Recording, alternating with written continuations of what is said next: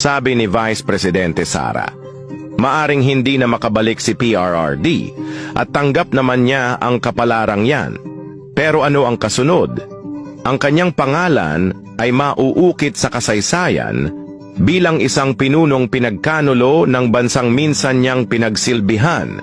Ang pangalang Duterte ay mauukit sa mga kalsada, statwang bato sa bawat gusali. Sa tingin ng kanyang mga kaaway, ang kanyang huling hininga ay tagumpay nila.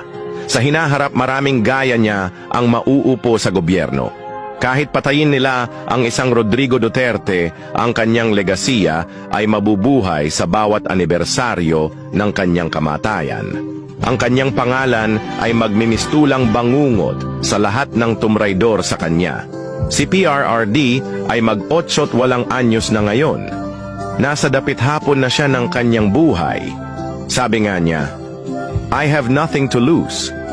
Ang pangalang Duterte ay magiging immortal sa mundo ng politika sa Pilipinas dahil kukwento pa rin siya sa mga bagong henerasyon.